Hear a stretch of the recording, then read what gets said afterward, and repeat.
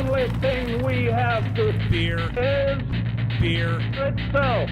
Beer. So many choices. Only no function beer well without. Woohoo! Beer!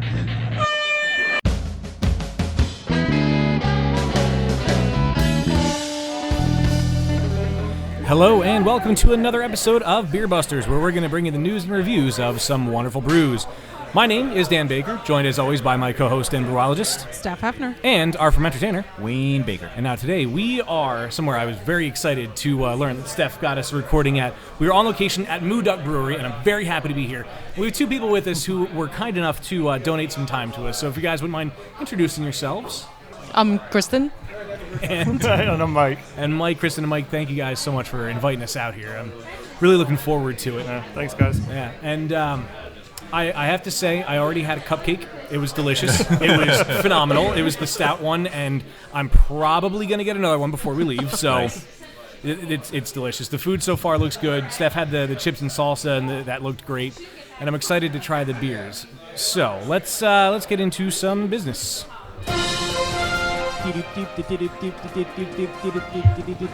All right, so we've got a couple of stories. One I thought was fairly interesting, considering an article that I wrote not too long ago for our website, beerbusterspodcast.com. Plug. Yeah, nothing like a shameless plug. So the fight over whether MillerCoors can call Blue Moon a quote-unquote craft beer is now heading to the courts. To the courts? Yes, it is now a legal matter. In 2012, the Brewers Association set new standards for qualifying as a craft brewer. So you had to produce a maximum of 6 million barrels of beer annually. The craft brewers have to be independent, meaning that less than 25% of their business can be owned or controlled by a maker of alcoholic beverages that is not also a craft brewer. And finally, the brewery must be quote-unquote traditional, in that the majority of the alcohol it makes is beer using traditional or innovative ingredients, like local honey used by Brooklyn Brewery, and we've been some places that use local honey around here too, and local yeast and everything. And then you come into Blue Moon, which is owned by MillerCoors. Wait, Blue Moon? I thought Blue Moon was InBev. It was, and somewhere along the way, MillerCoors got it. Oh, I didn't. Okay. Yeah, I didn't know that. So their signature beer, we all know, is the Belgian-style white wheat with the citrusy flavor that you normally garnish with an orange. And it wants to be called a craft beer, and whether it should be allowed to, their CEO, Tom Long, argued in an op-ed for CNN in 2012 when the definition was changed, and noting that it should not come from an industry organization, but instead from America's beer drinkers. There is now a class action lawsuit filed last week, which is saying that the company is engaging in false and deceptive advertising, which points to MillerCoors' production of 2.4 billion gallons of beer gallons of beer. Did I say something else? You said garrels. Gallons. Yeah. Hey, that's a new measurement. I think we've used that unit of measurement Probably. before. Yeah. 2.4 billion gallons of beer per year, as well as the fact that Blue Moon website doesn't mention MillerCoors, even though Blue Moon is all over the MillerCoors website. And bottles and cans of Blue Moon leave out the corporate heritage as well, but they use artfully crafted. What are you doing? Bottles and cans and just clap your hands and just clap your hands. Sorry. I was saying that earlier when I set up. Yeah.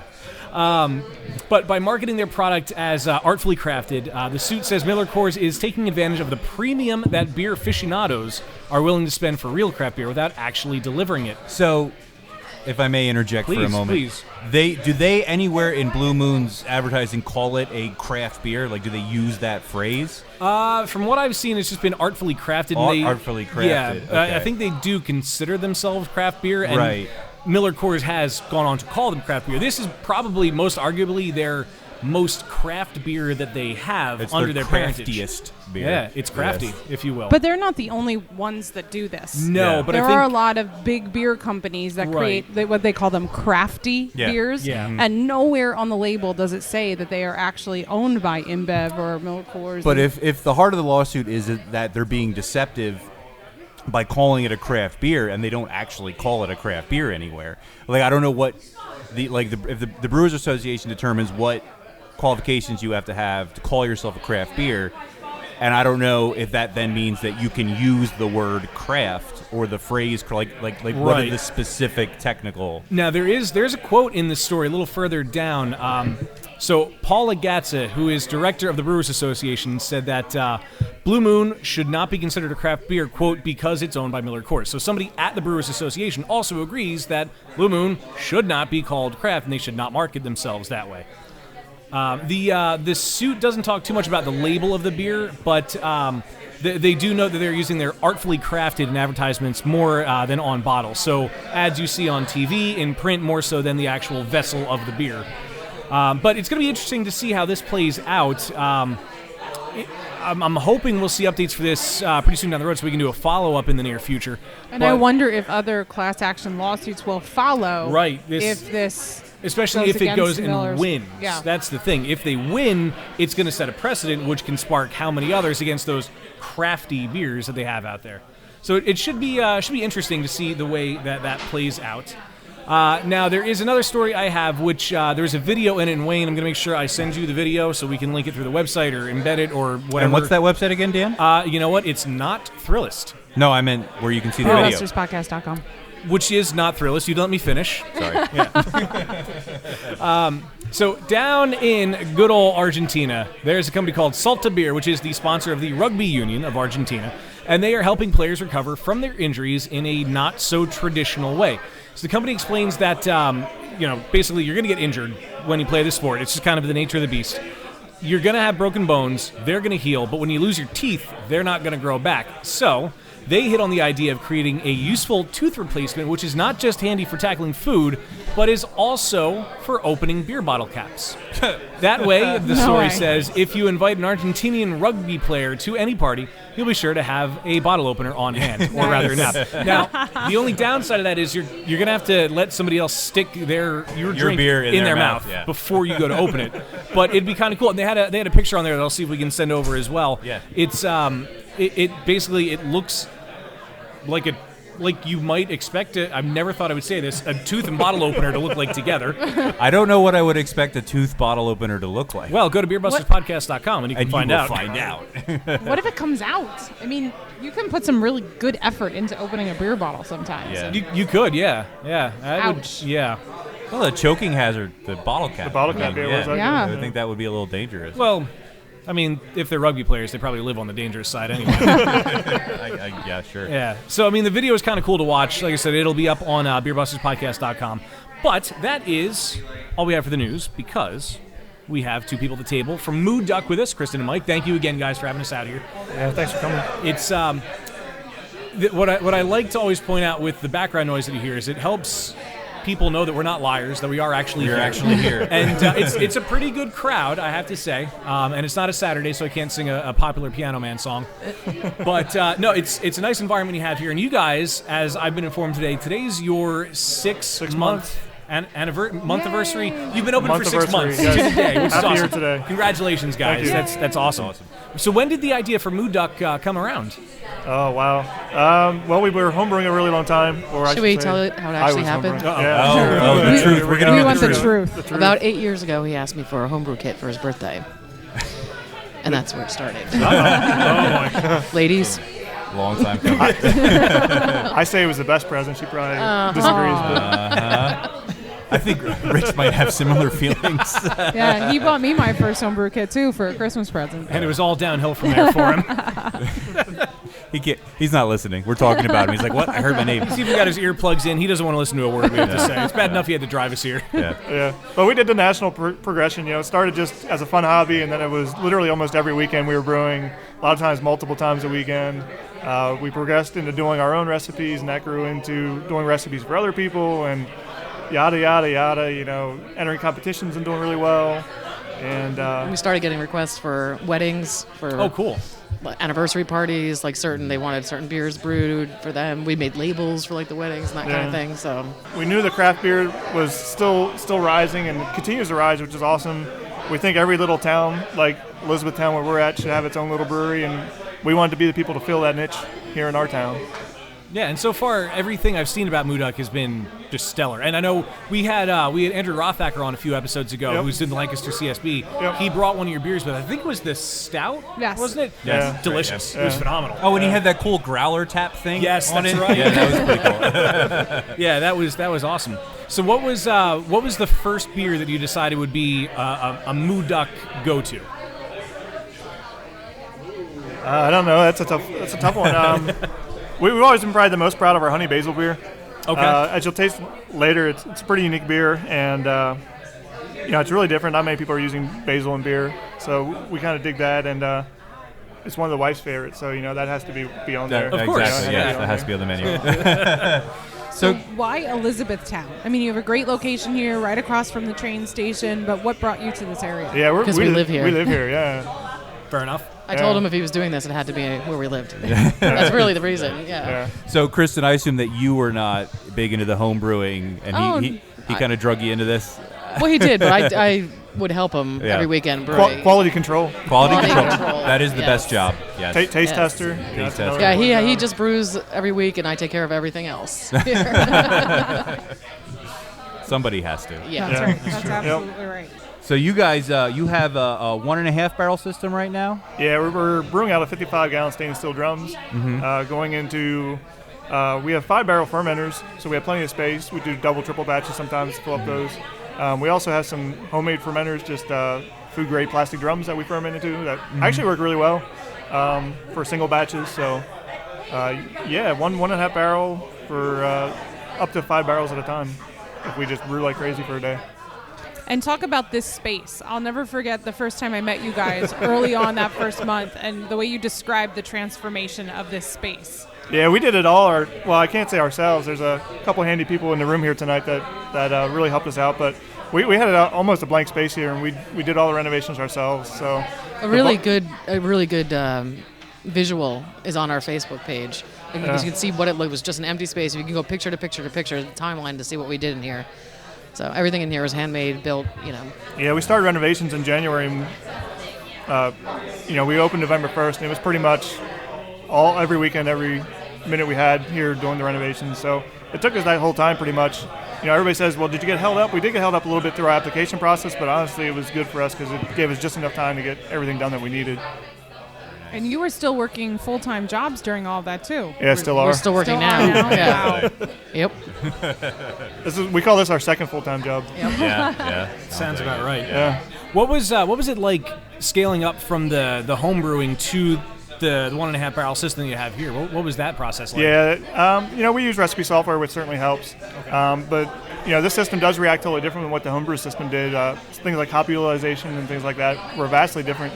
Our first round of IPA we did was crazy overbittered compared to what it was homebrew, just scaling up. So it's been an ongoing process. There's still some recipes that we're still tweaking and still playing with and still trying to get exactly how we want them. But Yeah, and it's cool to see the evolution of that go. Yeah. Which is I always think kind of fun. we think it's a fun thing for our regulars to kind of follow from where we came from, and to support a small guy like us, and you can evolve through the process where some breweries might not have a beer that's exactly what they want and they'll dump it, where ours, if it tastes good, it might not be exactly what we want, but we still kind of let it evolve and let people be the judges too. Yeah, that's really cool. So you have a very unique name and logo. No, do we? So Never heard that where before, right? where does Moo-Duck come from? It's funny. It doesn't seem weird to us because we've been Moo-Ducks for, 12 years? Yeah, we've been 12 Moo-Ducks years for a at long least, time. Yeah. I was working at Nature Center in the Poconos, and we were entering an event called the World Series of Birding. Weirdly, there are bird watching competitions. Yeah. Didn't know that was a thing. Yeah. Well, we have some people in our family.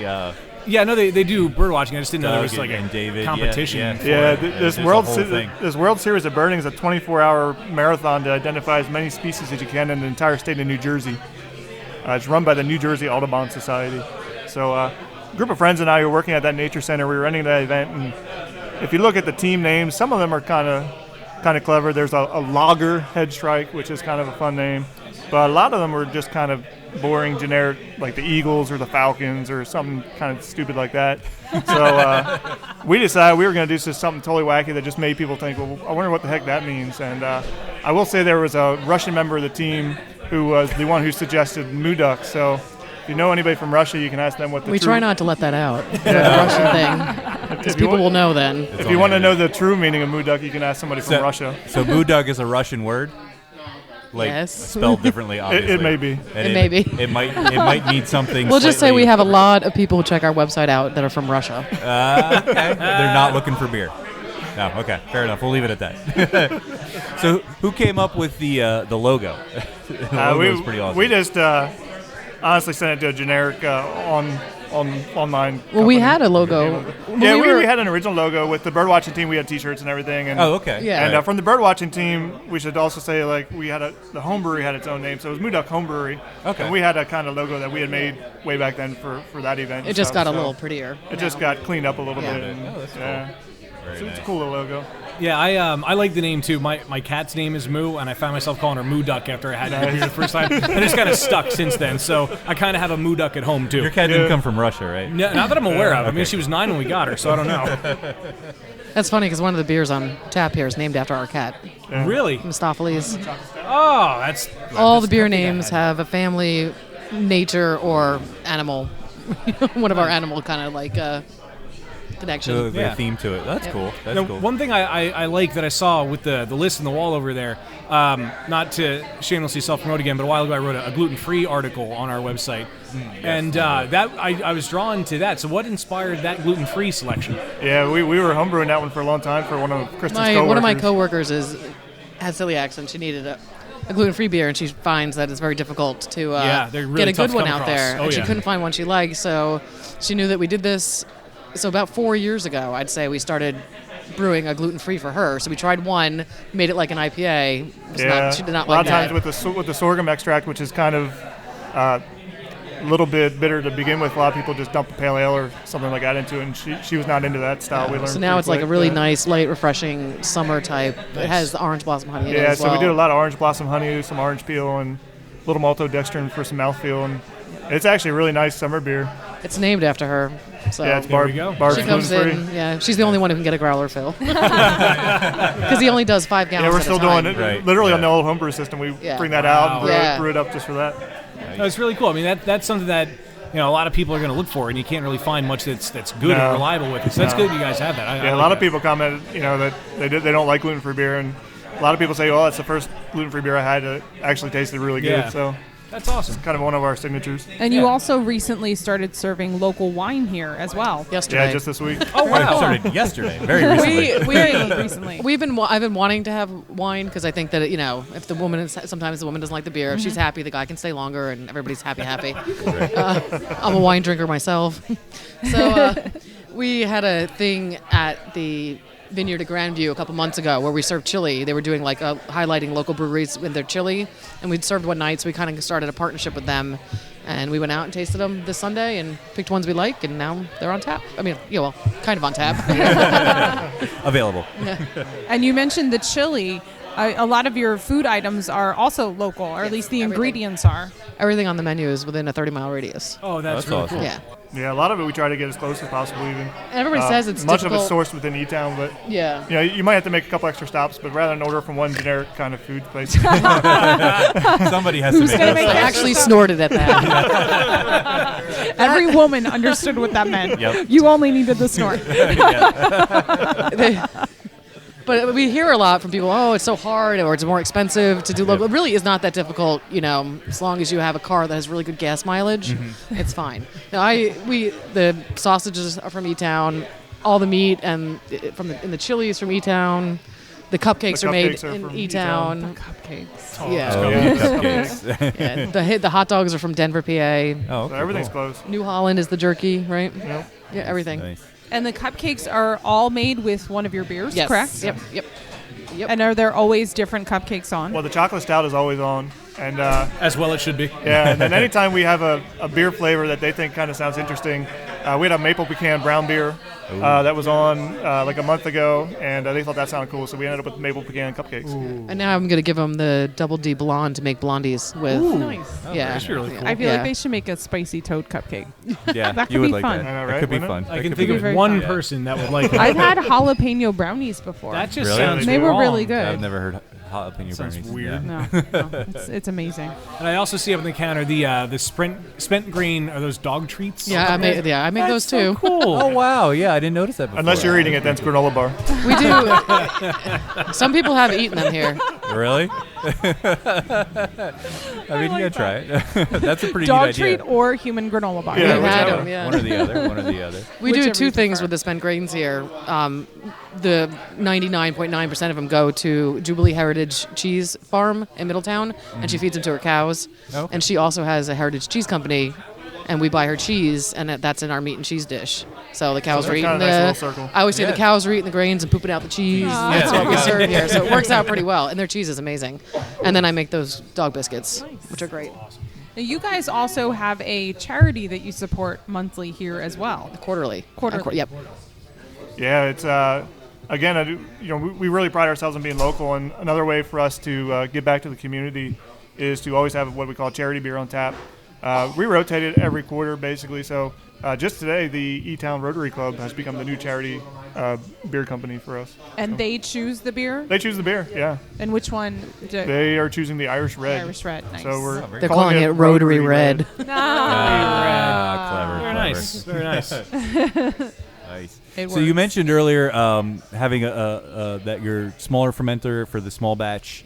How many like year-round beers do you have? How do you do like seasonals? Do you do a lot of small batch beers? How often does the lineup sort of evolve and change? Of the 8 taps that we have, 4 are year-round. Okay. And then the other 4 we play with limited release seasonal type stuff. And then every second Friday we do, which is like E-Town's like celebration night, and we do a small batch release, and that's literally just a 5-gallon batch. So generally what we do is we pull something that we already have fermented, and we pull a carboy side and just do something fun with it. Like the spicy toad we have here tonight for you guys. So Very awesome. yeah, That's cool. so we do those at least once a month. Sometimes we throw a second one in just for fun.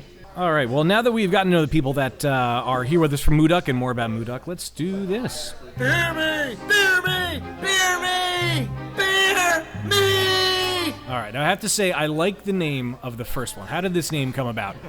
So where did Honey Basil Blonde get Yeah, its name? so like we had said before, it's one of Kristen's favorite beers, and anytime she needs something from me, it's a loud, authoritative. Honey. I have a feeling there's usually a little more force behind it than that. We witnessed a little more force behind We did, it. yeah. So yeah, this is our Honey Basil Blonde. It's kind of our spin on light beer. We didn't want to just do a generic light beer or blonde or kind of a boring beer. So we wanted to spruce things up a little bit, and so we got orange blossom honey in this, and we got fresh basil leaves added at the end of the boil. So you get a little nice crispness from the honey, and then you get a kind of pretty strong kind of herbally basil finish. I love the freshness, that Yeah, herbalness, the crispness, the slight sweetness from the honey. Yes. It's really good. It is very fresh. That's a good description. It has a Yeah. very crisp, fresh. At what point of the brewing process do you add the basil? Right at the end. And do you It's still in the boil kettle. yeah, and you use fresh Fresh leaves, chopped up? fresh basil leaves. We chop them up and we steep them for about We don't 15 even minutes. we don't even really chop them. We little just bit. pull. Yeah, pull well- apart a little bit. Tear 'em. Break them up a little bit, yeah. Yeah. This is good. This was one of the beers that really stuck with me after my first visit here, and Yeah. this was one of the beers I was talking to people about. So it's definitely one that Yeah. you are known for, because Yeah, not it's- many it's people our are making most beers like this. Loved and hated, but talked about beer. Yeah, most loved, hated, and talked about all at Yeah. the same time. Oh, really? Yeah. Yeah, well, Yep. the people who don't like basil, or if they're not used to kind of herbs and beers, they drink that and they just, Yeah, they that's just not don't for me. get it. Yeah. It's like, oh my God, what are you doing? Yeah. In fact, I read an Untapped thing recently that just said, no! Yeah. she was at the PA flavor. No, not having it. Oh, this would go well with spaghetti. A lot of people, or actually, like yeah. put it in your sauce. Bruschetta? Yep. Yeah, any kind of sort of nice tomatoey Italian. Yeah. That would be really That good. That working really yeah. well. Yeah. Getting hungry now. We don't have guys- any spaghetti. Sorry. I'm sorry. I was gonna say, in that vein, do you guys ever do any kind of like official or unofficial beer and food type pairings with what you offer here, or is it just kind of? Yeah, we have one in the works right now with the Masonic Village, which is a Across the street there. retirement community, so to speak, across the street. Huge, thousands and thousands of people live there. But we're working with one of their chefs right now and doing some food and beer pairing stuff.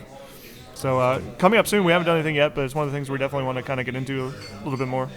this would be a good beer to start with. Yeah. Definitely. sure. Yes. So the next one, another fun ingredient, the Just for Fun ginger saison. I'm looking forward to this one. Is this one? This is one of your small batch beers, correct? Yeah, this is our kind of one of our one-off beers. It's not really. not- This is the limited release. Yeah. He still does the whole every 1.5 barrels. every batch of ours is small Yeah, batch. but- seriously, everything is small batch. Small, smaller, and tiny. Yeah. So this is the base is actually very similar to the honey basil blonde. Back in the day, we used to do a honey ginger version of the basil. So it wasn't basil, but it was ginger instead of basil. And we gave a local restaurant, Lucky Duck Bar and Grill here in E-Town, a sample of a bunch of home brews, and I said, whichever one you like the best, if you guys want to have like a house beer that you serve at your place, we'll do it just for you guys and not available here, just literally just on their facility.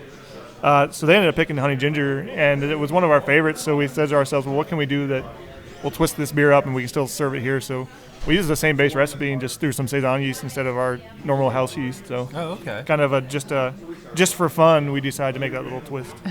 Just for fun. So that's the story behind that name. Yeah, we had to change a couple of our beer names to make them public friendly. Yeah. You couldn't call it for shits and giggles or Right, exactly. Yeah. Yeah. We know how that is. Wayne helps me name a lot of my Yeah, home brews. Yeah. Some of them were just really, really not fit for public Yeah, consumption. a little more at all. PC, a little. Yeah. You Eighth gotta grade go- humor. Yeah. Boy. You get that a lot. Yeah. One of my favorites is Evil Genius, and they talked about how they have ridiculous beer names, but it's mostly because they know nobody else has used that name. Yeah. I really like this one. You don't often find ginger that has like a subtle flavor to it, but this does it, but it's in a way that it's kind of balanced with the sweetness with it, and it makes ginger doable for me. I normally don't like ginger. Yeah. Or gingers, but still. We actually use ginger in quite a few beers that have It's been one of our very favorite popular kind here. of spices to play around Yeah. with. Awesome. We do a dark and stormy version of it too, which is a brown ale with ginger, which is really, really popular beer that we made. But ginger plays nicely with the saison yeast. The saison yeast naturally has a little bit of spiciness, so the ginger just kind of blends with that a little bit. Yeah. Doesn't stick out; it just kind of blends in there. It's really nice. Saison is one of my favorite styles, and the thing I like about it is that sort of spicy, peppery kind of character to it. And so adding things like ginger, I think work really well. So we've had basil and ginger. Are these ingredients also sourced locally as much as possible? From a local produce company. Oh, so, okay. and there's one in Lancaster that I also drive to go pick it up. So, Keggles Produce. Nice. These are very good, refreshing, I think, really good for the start of spring. Yes. Good on the easy- deck beer. Yeah, exactly. hanging Yeah, out. yeah. That saison I Absolutely. really liked. I really liked that ginger saison. It was really good. So now next up we've got the Double D, right? The Double Danger Imperial Blonde. Yes. I love the smell of this one. Oh, that smells so Ooh, good. Imperial Blonde. Yeah, that's the other part. That's not a Yeah. style you hear. Ever. Yeah. Yeah. Yeah, we wanted to do something that people wouldn't be able to get anywhere else really. So you have lots of different imperial stout is real popular, and your imperial IPAs and a lot of your Belgians and stuff. But we wanted to just do something totally throw it out there and see what people thought is an imperial blonde. So in order to get the ABV up there, we used a ton of orange blossom honey in it, and then to kind of play off the honey, we had just a little bit of citrus to it as well. So our goal was to make something with a fairly high ABV, but was still extremely, extremely drinkable. Yeah. And I think we did a pretty good, hit that nail pretty much right on the head. I would say It's so. really good. It's I really like super sweet, and Yeah. you would expect it to be like it. It's just lingering, and it it doesn't. doesn't linger. No, and it does It like finishes so nicely. the alcohol like. It doesn't necessarily hide the ABV. I don't know that I'd put it that high without knowing, but 7.5. it's not like it's not like a huge Doesn't punch, taste but like 7.5. you can feel it. Like you feel like there's some punch to this beer. this blonde has. This So is blonde this inspired by Kristen? Oh no. the original name Again with the original names. You're getting the look. Well, I wanted to say Double D. I don't know if that's. Double D is kind of our. I wasn't going in that direction. I was going I because wasn't she's like a either. spunky, Yeah, I'm just saying. spunky blonde. Jeez. But no, this is double the danger of a typical blonde because it's the higher alcohol. So it was not yeah. inspired by any That's all I family have to members. say about that. The formerly not so PC version of it, yes, perhaps. Okay. So this one underwent a makeover in the name department Yes. before Yeah. it Just a became a slight one. commercial. Just a Yeah. slight Yeah. one. Are we having 409 Amber? No, okay. We are. Oh, we are later. Yeah, later on. Oh, jeez. Ooh, I can't wait for that story. She's got to give you a list Keep of the things listening. You have a good story. the coming. stuff you're allowed to say and the stuff you're not allowed to say. You probably should have had this We definitely conversation. cannot talk about the original name The of original name 409 for 409 Is will, not will gonna- not be talked about. Okay, fair enough. Fair enough. We can All make right. it an outtake. We've been warned. Yeah. there you go. I don't know. I don't think they want it on the internet ever. at all. Not at all. I love this beer is just so good all around. Like that orange. It's dangerous. Yeah, though, it's because- dangerous, and the orange comes back through at the end after the sweetness of it all. And like you said, it doesn't linger there. It's so refreshing. It almost has a mead character to it. Yeah. And I don't necessarily mean in the flavor, sort of like that higher alcohol feeling that you get from And a I mead think, and a little bit and of the I think sweetness. because the alcohol was bumped up with honey, I think Yeah. it kind of has that but it's similar character. It's very drinkable. Yeah, definitely. I've obviously never had an Imperial Blonde before. Yeah. I don't know that many people have, but this is really good. This is one of the beers we're featuring next week at the Brewfest at Mount Hope. Oh, cool. Very good. Very I would good. imagine it's going to go over pretty well. So now we've got the one that Steph Oh, was super excited about. Yes, I was. Here it is. I was so sad the first time I came here, and this beer was gone. I had just missed it, Oh. but it has been resurrected just in time. Yeah, we did that just for you guys here tonight, Yay. actually. Aw, thank you. Oh, thank you so And much. we thank you. Well, I thank you. No, I thank you as well because it's Yeah, not same hot, here. so I'm going to like it. Yeah, our like we said before, a lot of times on our special small batch releases, which are the really only the 5-gallon releases, we just do something a little different with the beer that we already have on tap. So for this one, we pulled our base IPA, our Hoppy Toad IPA, and we aged some Thai chili peppers with it.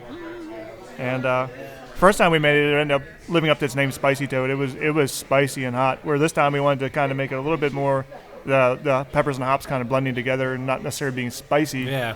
But there's a little bit of heat there, but it's more Nothing just some crazy. nice pepper kind of flavor to it. Yeah, yeah.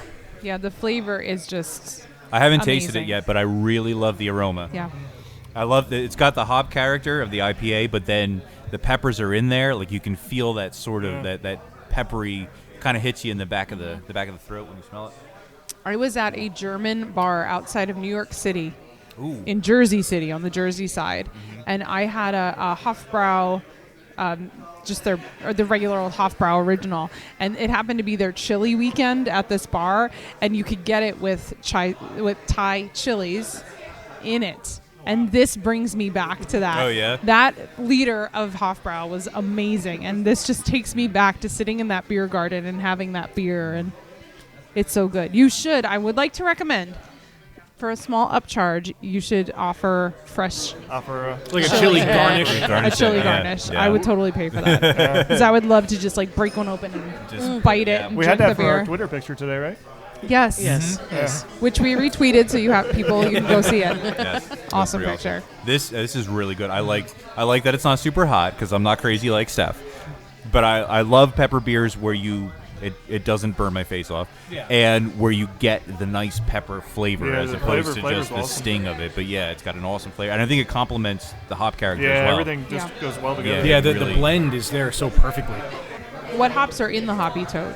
The Hoppy Toad is bitter with Warrior and then finished with Cascade and Falconer's Flight. Yeah, I could just drink this all day. Now that we have a little bit of beer in us, shall we have some happy fun times? Happy fun time? I guess. Wayne's like, I Yes. just want to drink. I gotta Don't make talk. me work. I want to savor this. I can hand you Steph's if you want. So Wayne, So Wayne, what's on deck today? Well, would you like to play Thermonuclear War? sure. No? Well, either way, we don't have the budget for that. But 10 times as fun and slightly less destructive. Welcome, podcast friends, to Happy Fun Time Games, the only podcast trivia segment packed with 1.21 gigawatts of unfiltered fermentertainment. Hey, I got that one. Yes. I would like to begin with a random factoid sort of loosely related to our venue this evening. Did you know that Breakside Brewery once brewed a beer with roasted Muscovy duck carcass? What? Yes, Duck Drunk Chocolate Porter was made using the delicacy fowl in a process similar to creating broth. That's completely random, and I only brought it up because this brewery has the name Duck in it, and that's the only connection whatsoever, and I thought that was kind of an interesting fact. This fun fact actually came courtesy of an article plagiaristically entitled "There's Weird in My Beer" What? at drinkmemag.com. Yes, our lawyers are sharpening their fax machines as we speak. But today we will be playing a brand new game called Firstborn Brews, in which I will challenge you to guess what beers were found in famous craft breweries' original lineups. I'll tell you the brewery and give you 3 options, and you must decide which one of them was among the first beers those breweries brewed. And we will begin, as always, to my left with Dan. And the first brewery today is Victory Brewing Company. Which of these beers was in their original lineup? Was it Hop Devil? Was it Prima Pils? Or was it Summer Love? I am going to go with Hop Devil. Dan is saying Hop Devil. Steph, what do you think? Prima Pills. Steph is saying Prima Pils. And finally, Mike? Yeah, I agree with Steph.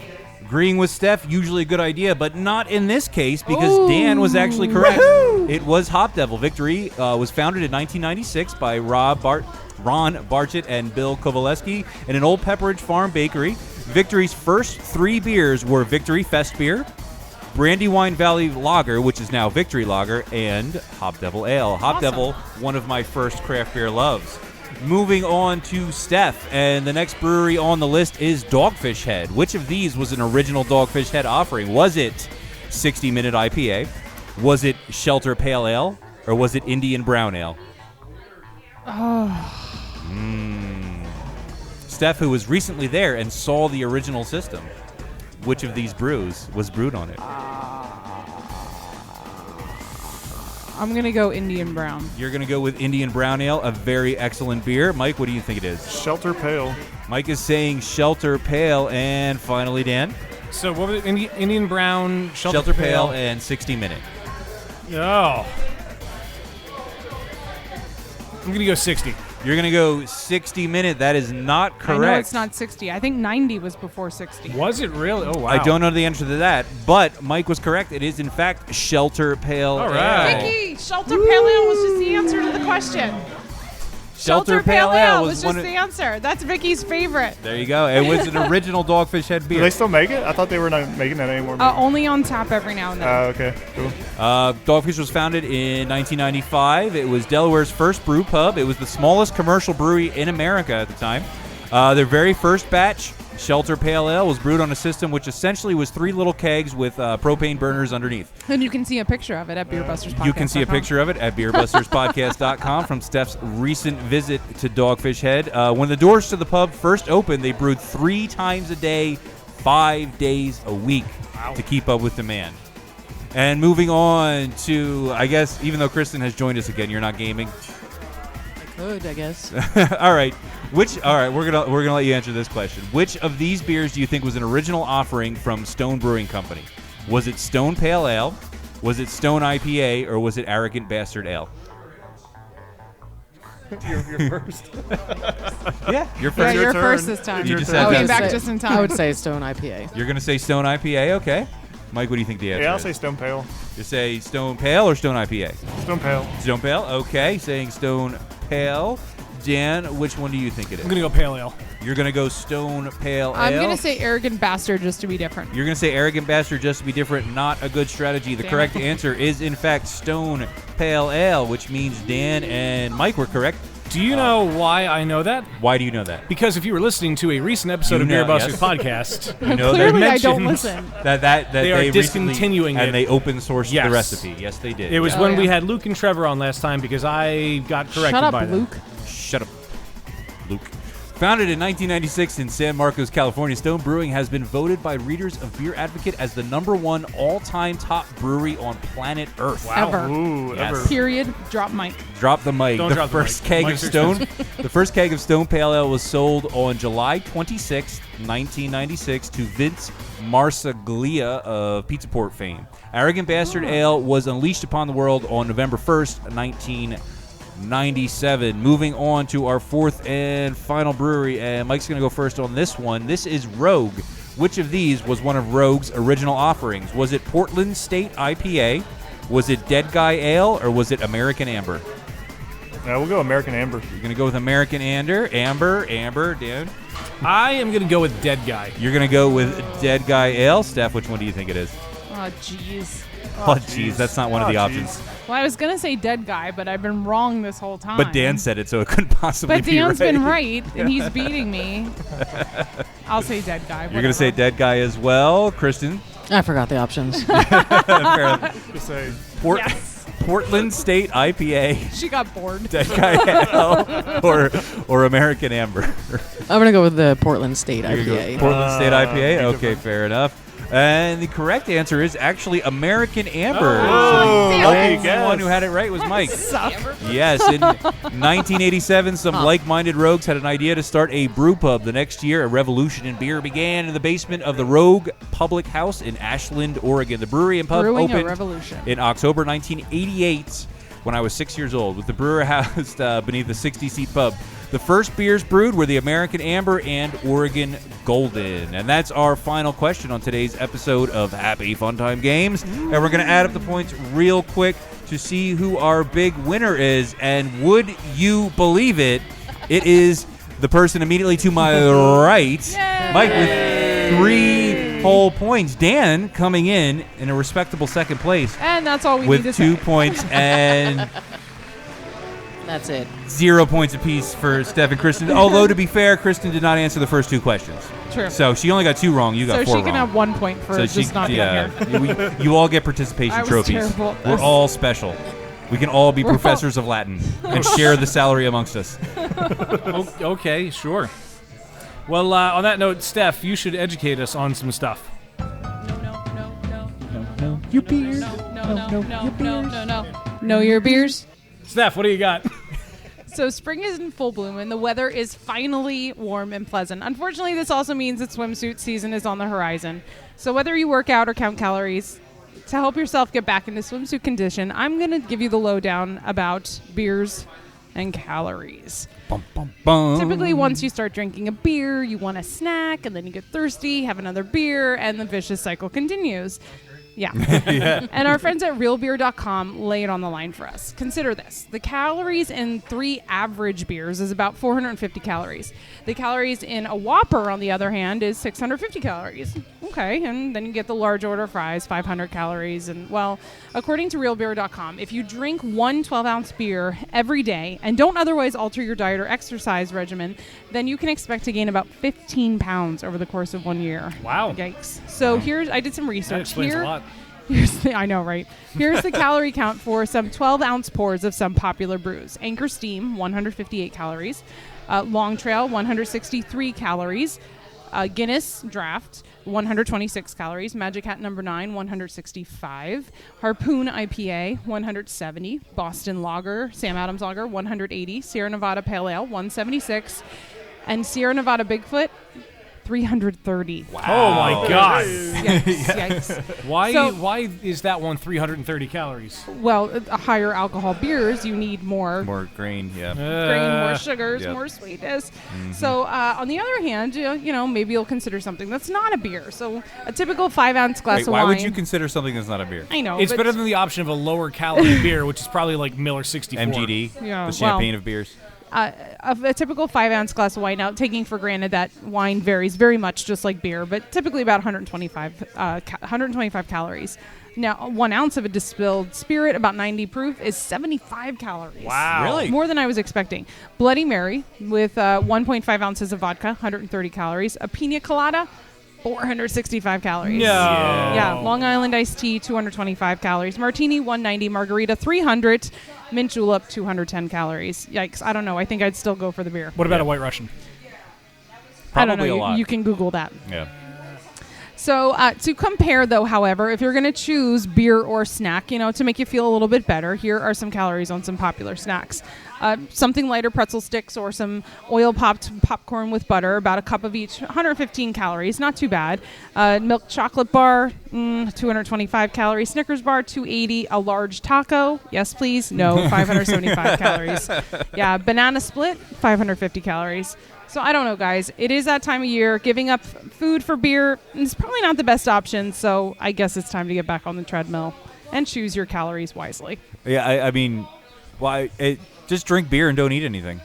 I mean, That's not good either. No, Maybe it's not my good. next Know Your Beer should be why about not to drink why on you an empty shouldn't stomach. drink, and not eat. Yes. No, but the most shocking thing for me was, and it's really not that shocking, 15 pounds a year. Yeah. I mean, the craft beer boom has really risen, and I have a few friends that have said, "Oh, my husband's put on weight because he's drinking all this beer," and I'm guilty of that as well. We have had to trend upward in the sizes of T-shirts that we order to sell at events because This is true. This is true. Beer drinkers can be a little on the stockier side. Yeah. But I don't wear. I mean, I don't go swimming or to the beach very often. Like, it's not really a thing I'm into. So I'm just gonna hang out and. Just I'll wear drink your beer at the t-shirt. Cabana bar instead of inside. And, I mean, I'm still gonna have a shirt on, so whatever. Like, It's all good. I wonder. I would be curious to know though, like, if you could rank like what beers have like the most calories, like what crazy craft beer out there, like big giant chocolate peanut butter. If you know which beer has the most calories, send us an email at info@beerbusterspodcast.com. Speaking of calories, let's drink more beer. Beer me! Beer me! Beer me! Beer me! All right, so round 2 is here. We're starting off with the Purple Carp Irish Red, are we not? Yeah, during our 4 flagships that we said are available year-round, we tried to have kind of one flagship in kind of each area. So this is our flagship for the malty beer guys. So this is real deep malty caramel, a little bit of roasted malt thrown in there as well, just for a little extra complexity. But real malt for super sessional, easy drinker. And the name of this one, Purple Carp, comes from named after my cousin who's here tonight. He wants to make an appearance. That's awesome. Yeah, have him come over and say hi. So as you'll see, his nickname is Red, and one day, for whatever reason, I got tired of calling him Red, so I said I'm going to call him Purple. And then where the carp came in, I really don't know where that actually ever came in, but so after Purple, I decided it was going to be Purple Carp. So instead of Red, it was Purple Carp. So the carp just randomly appeared? Yeah. So this is red/purple? Red/purple. Red/purple. Where did the carp get thrown in? Do you remember? I knew we were tired of calling you Red, so we called you Purple one day, but how did carp get thrown in? Well, we were driving around looking for mountain land, remember? Yeah. And what year Camaro was that? I don't know. My brother drove 1980-something Camaro. Yeah, through creeks. And we were driving through creeks and doing all kinds of crazy. I guess Wait, in a kind of- Camaro? Yeah, exactly. You should have seen the farmers look at us. Wow. So what do you think of your namesake beer? I love it. You love it? That's Yeah. really good. I really like it too. It's really good. Yeah. It's good as a marinade for chicken and different kinds of meat. Oh, I can imagine. Yeah. That sounds like it would be really good. I Yeah. would not have thought of that. I like This that. is one we all, well, except for Dan, grabbed a pint earlier before we started recording, and this is what I picked. I picked this because it was the lowest ABV on the menu. It's only 4.8, so it's outside of technically sessionable, but it's still sessionable, and it's really good. Like, this is really delicious. It is. You really get the caramel Nice caramel malt, and it's got sweetness the is mouthfeel. I highlight. love the mouthfeel, like that nice, like almost has like a nitro kind of feel to it, like with the really Very fine. smooth. Yeah, it's really good. For sure. So, Red, do they ever let you in the brewery to play around, or? Oh, yeah. Yeah? Oh, yeah. You do any brewing? You do any Oh, home brewing no, or no, anything? no. You just drink it. That's the way to do it, man. Steph does the home brewing. I tag along once in a while, but I just drink the beer. Yeah, same here. Red was one of our instrumental people who was here every Saturday during renovation time. So Yeah. we did a lot of renovating, a lot of drinking during the time. And, Oh, yeah. And Taste testing. It's a good gig to have. he did promise at one time he was going to dance on the bar, but Well, Sounds like the tonight's night the is young. Just don't knock over the cupcakes. No. Can't have that. no, just to prove how strong the concrete top on the bar was. The bar is, yeah. So purple comes from because you used to be called Red, and he got sick of red, so called you Purple. And carp comes from driving a Camaro through random streams and farmland. Fair enough. That's as good a story as any. Yeah. A delicious beer with a great story. Right.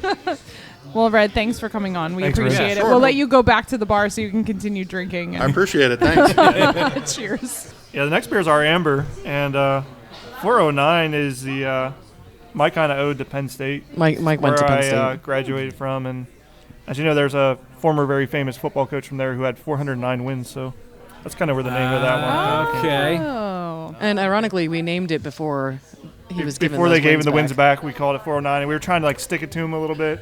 And the actual week that we released this beer, all of a sudden the news came out that they were giving his wins back. But See, it was worked because out. I know it was actually good timing, I suppose. We figured anybody who knew would know what 409 meant. Yeah. You see bumper stickers with just 409 on them and stuff. Yeah, So- I wouldn't have known. Yeah, sports. I don't know what. I don't know Yeah. what So that's this all is about. our middle beer in an experiment of ambers. We released our first amber, which was super malt forward, much more so than this one. Just real bready and just Hardani hops, just super sessional amber. This one's our middle road, where we call it hoppier version. Still not very hoppy per se, but definitely a little hoppier than the first. So this is kind of middle ground, and we have another one fermenting in the back that we call it hoppiest version, which is hoppier. which is basically this version with a ton of dry hops in it. Nice. I like this. I really like. I even like this better than the last one. I like it because it's more on the bready malt side, and the bitterness almost feels like a spicy rye note to me. I really like that. It's really nice. It doesn't make you want to throw up in your mouth a little bit? No. I think that was one of the comments on Untapped. That was an about that one. untapped comment about this Really? beer. Only one. It was just made us laugh. We keep tell everybody. 'Cause Yeah, it's we so tell funny. everybody. Here, brewers, stop reading Untapped Yes, comments. yes. It's okay. You don't have to please everyone. No, you don't. That was just the funniest one that we'd ever heard. Yeah, That is, it's You the should story we name like a to beer tell. that. You should do like Makes me want to throw up in my mouth. I was gonna say you should do like a weird like batch of this or like a firkin or something Yeah, and call it yeah. like throw up in your mouth a little bit. That would be hysterical. Parentheses, hey, not necessarily a bad thing. No, this is good. I really like that. These, these Really last two good. we just had, I think, are really, really good. What hops are in this? Willamette, 100%. Oh, Nice. that's it? Oh, nice. Very nice. And there's no rye though. No rye. That spicy kick. It's is coming from No yeah, rye. yeah, definitely. Some victory malt, which kind of gives the kind of breadiness yeah, side. yeah. Okay, yeah. for sure. Very, very Nice. So I guess if you want to know the real backstory to this beer, you'll have to come to Moo-Duck good. Yes. and stay for the late night hours, perhaps. You'd have to have known us when we were still home brewing. It even had a label. That's all I have to say. Oh, no. We'll leave it at that and move on to the next one. All right, so next up we have the Hopricot Pale Ale. This beer is our attempt to kind of blend three things perfectly in harmony together. So you got malt, you got hops, and you got a little bit of fruit in the form of dried apricots. So basically we make a kind of a base pale ale, and then we dry hop it with both hops and apricots both. So here you have an amazing story behind the name of this beer. It's the only beer I have no story for. Oh, the Hopricot? Yeah. Yeah. It didn't even have like a politically incorrect name Nope. before either. It's just The story was trying to known find its own name. Yeah, we're like, what should we call this beer? Like, Apricot makes sense. so perhaps it was a play on Dogfish apricot. But I really, really like the label. It's the cutest one. The bunny holding the little basket of hops. Oh, yeah. Yes. It's really nice. Adorable. I like like this- that the apricot is not in your face. Yeah, I was going to say No, the but same it's a thing. nice, juicy fruit Yeah. flavor. I really Yeah, like that. absolutely. Yeah. So like we said, the goal is to kind of blend all three of them together and have none of them overpower the other and just kind of be everything in harmony. And it's got a slight, almost like tartness to it at the end. I really like it. It's almost a little grapefruity. Grapefruity. Yeah, Grapefruity. you know what? I can see that. Yeah. So what made you choose dried apricots? I was a little surprised when I heard that. I don't know. It's just back from the homebrewing days. That's what I read. Actually, I had read somebody's log or something where they said they had a brewing competition amongst a homebrew club where they basically just put a whole bunch of dried stuff on the table and they all had to kind of see what they could brew up with it, and just kind of inspired me to try dried fruits. So literally just went to the grocery in the bulk bin and saw some dried apricots and said, hey, let's try to brew with these. So what is the future hold for Moo-Duck? I know you talked about hoping to expand to a 5-barrel system. Are your plans to distribute beers more then, or bottling, canning? Is any of that in your future? Yeah, some of that might be in the future. Right now, we're having problems keep up with just the small pub we have here. So we have issues with, going through beer so quick. We're kegging at only a week and a half old, which is not the best practice, but necessary. So we want to get to the point where we can have stuff ferment fully and clearly and package it at the right time, which we've been rushing a little bit, honestly, now. But we've had people knocking on doors, restaurants, bottle shops. such who were saying, when are you guys going to distribute? When are you guys going to distribute? We want your stuff. We want your stuff. So we know that's in our hunted future. Down at the Taste of Lancaster by the Federal Tap House. Yeah. Oh, yeah? They like to have all their beers, as many as they can. Yeah, there was a couple places there that day that did it, but so distribution into restaurants is in our somewhat immediate future, and we'd like to probably start filling some 22 bottles here to take to go as well. That would be nice. Yeah, that would be awesome. Yeah. That would be us in the back. But another thing with the hand capper, going. We have no employees. It's just us. It's just funny when we say we'll do stuff, and it's like it means we. Yeah, literally. You literally us. mean we. Yes. It's a labor of love. Absolutely. But yeah, the first beer is one that actually will be coming out soon again. Is the beer we went through the quickest. When we released it, we went through the whole batch in a weekend, and that was our Big Brew Imperial IPA. Yeah. So that'll be bottled in 22s here, hopefully sometime soon. Nice. Awesome. Well, if you're going to hand bottle them, you have to sign each bottle. Number and sign each bottle. Sign and bottle, right? Yeah. Their blood will be on them. Instead of a wax A seal. bloody sweat, and like tears. thumbprint on the cork. We do a cork, do like a cork and cage with a bloody thumbprint. That'd be nice. I'd buy that. Yes, for sure. For sure. Speaking of IPAs, next Yes. is the Did we speak of IPAs? spicy toad without the spice. Well, he said double IPA. Bottle we IPA. mentioned double No. IPA. The Hoppy Toad is Pay our attention. year-round release for the hopheads. And what we do with the Hoppy Toad is we actually kind of do more of a hop bursting technique, so it gets no hops until halfway through the boil. Oh, wow. So from 30 minutes to final, it's just dumped with hops every 5 minutes.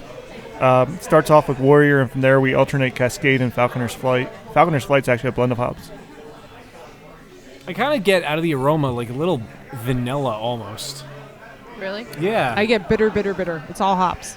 No, I think there's like a sweetness in there. All right, that good. I'm not getting a going little bit. crazy. You're not crazy. I get it too. I like it. I'm not having a like stroke. It doesn't smell like toast. So it's not an in-your-face, bitter kind of palate killer IPA. It's more of a real focus on the flavor and aroma side. Ooh, Yeah. that's delicious. The taste is not nearly as bitter as the aroma. I appreciate that. This would be good in a can. In a can. Thank you. This would make an awesome canned beer. Yes, absolutely. So this is obviously the base for Spicy Toad, Right. which we had earlier. Literally the exact same beer. All we did was pull 5 gallons out of the fermenter. Throw some peppers And in made it. it awesome. Yes. It is pretty awesome Or I without the should say, peppers as well. made it awesomer. Awesomer, because I really like this. Yes. And probably our best-selling beer. Well, The beer it's we your have, IPA, so yeah. it's always The gonna beer be we your have the best-selling beer. hardest I time did keeping drink that really tap. fast. It's not like a punchy in the throat kind of bitter either, which I really like about it. Like it smooths out. You have the hoppiness and the bitterness, and then it smooths itself out the way that just invites you back in for more. Smooths itself out. Yes, and it Octothorpe cleans up after itself. Good use of Octothorpe because I can't. Yeah, hit that's the why I button. said that, All because right. you couldn't hit the button. Smooths itself I know your tricks. out. I'm writing that down. All right, That's like the progression of smooth. and now it smooths itself out. That's your cleans up after itself. Yeah, I could see that. All right. Yeah, we didn't talk about the name of that one either. That comes from the days of literally catching bucket loads of American toads. So we're kind of naturalist weirdos, geeks, so to speak. Drive Camaros through And- creeks. Yeah, and our family has a cabin kind of out in the middle of nowhere in the middle of the woods, and we'd spend weekends catching these little toads. So we usually called them hoppy toads. So when it came time for an IPA, it was hoppy toad. Very How nice. would you keep them in the bucket? These are little tiny little things. Like, They're literally not that hoppy toads. tiny little guys. Oh, so they Little wouldn't. babies. They can't hop enough to get Yeah, out. not hoppy enough to get out. What would you do with them after you caught You them? stare at them all weekend and then Look set at them them and free. then set them free. There's nothing else. Yeah. It's a good alternative to TV and the internet. Yeah. You know, That's the Luddite version of TV, right? The Luddite version. Oh, I forgot how good this beer is. last beer. The Last beer. I think you guys have already had this beer, right? we have. We did. Yeah. From a growler. Oh, that's Thank you, right. Andrew. with Yes. the thingy on it. With the thingy on it. Yes, and I had a cupcake made with this tonight, which is fantastic. I'm getting a lot of nutty notes this time. So this is Nice. just- Speaking of. yeah. Mistopheles chocolate stout. Meow. For those who Yes. don't know, named after their cat. Yeah, our little 3-pound cat who's the devil. She's the devil. She's the Yeah. most badass little cat you've ever met. Yeah. She's all black with crazy green eyes. She's cool. Oh, jeez. Nice. Very The nice. 60 We have a 60-pound 60-pound dog, but she who runs the house. Won't go near her. Of course. The cat always rules. So we kind of thought it would be an appropriate name. The beer looks kind of dark and intimidating to people who don't know better. So just like the little cat, it's kind of intimidating. I get the roasty, nutty nose. I love the complementing of the sort of chocolatey and then the roasty. Yeah. It's a I really get the nice chocolatey pair. a lot in the flavor. Yep. And the I get nutty the chocolate at roasty first, nut. and then the roasting comes in Then at it the end. comes and in, kind of the roasting. The roasting. The roasting. The roasting. The So roasting. when you did a spicy version of this, what peppers did you use? Thai chili again. We use Thai chili in our. You love Thai chilies. Well, we use Thai chilies in our chili, so we have plenty of them around. So it's the pepper I experiment with because they're here. Nice. Yeah. I liked smoked chilies in my darker beers, like chipotles.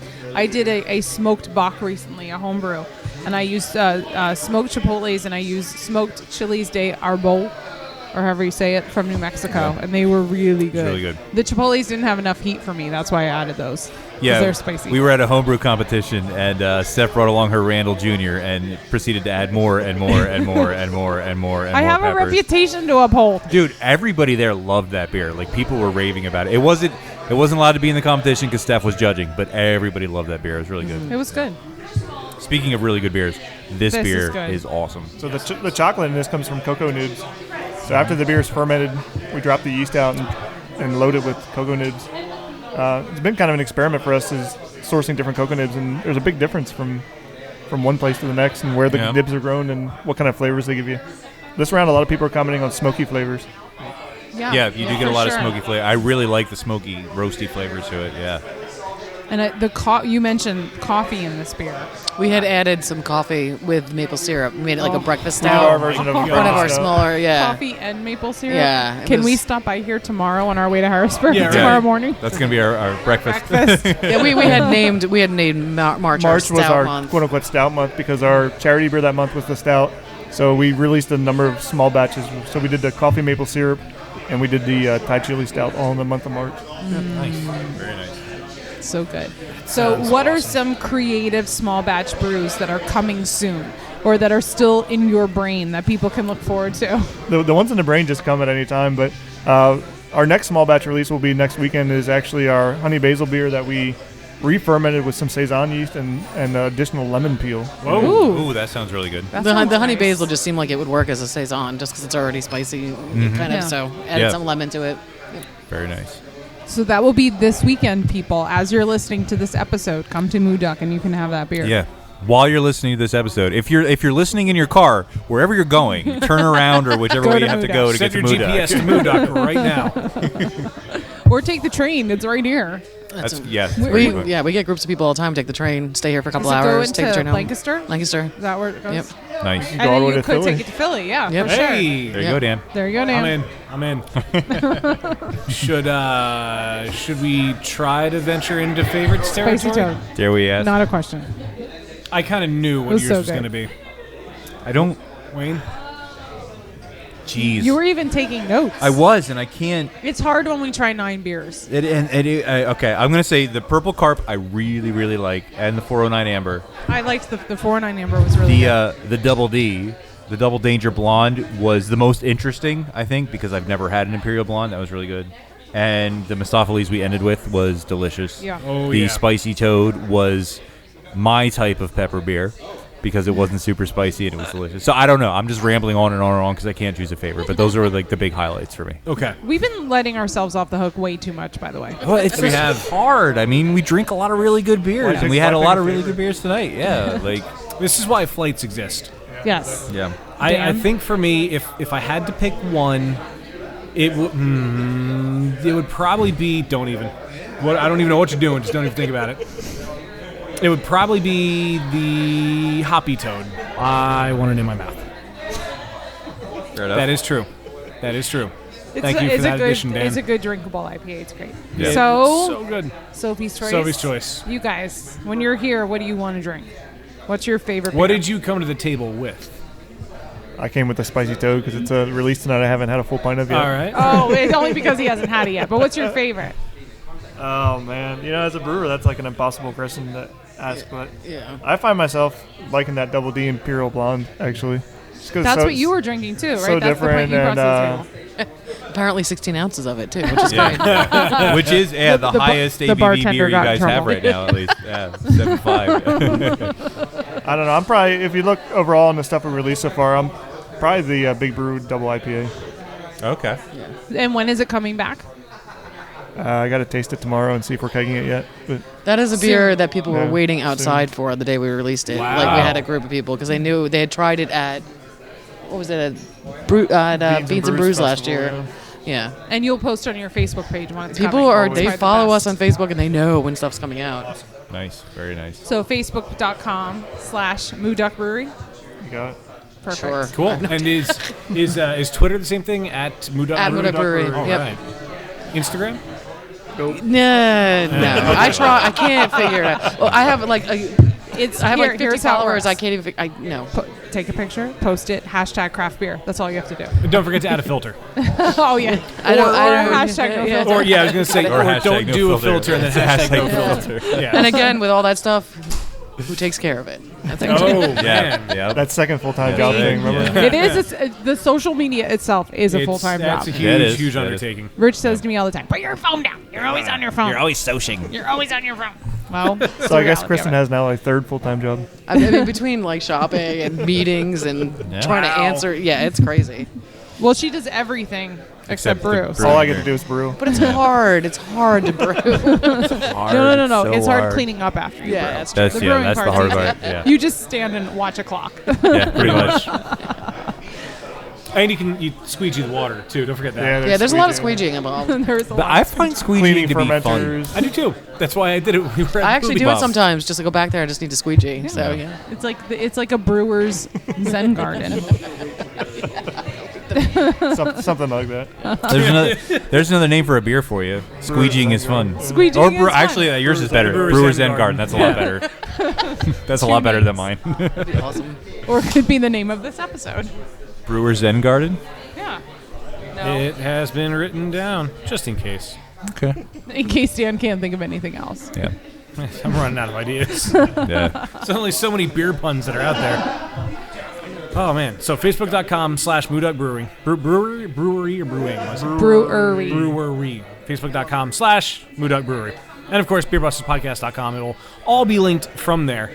But I'm sad to say this brings us to the end of another episode of Beer Busters Podcast, and we'd really like to thank you guys for having us out here. This has been a whole lot of fun. The beers were great. Great. That cupcake that I had was awesome, and I can't wait to get another one in a few minutes. And I look forward to coming back here when I'm out this way. Thanks, Well, thank you guys. Yeah, it's fun. As always, I am Dan Baker, joined by my co-host and virologist, Steph Hefner. and our fermenter-tainer. Wayne Baker. And let's not forget, Wait, did you just make fun of me? no squids were harmed in the making of this episode. Until next time, my friends, have a good beer, and we bid you adieu. German Sparkle Party. Yeah.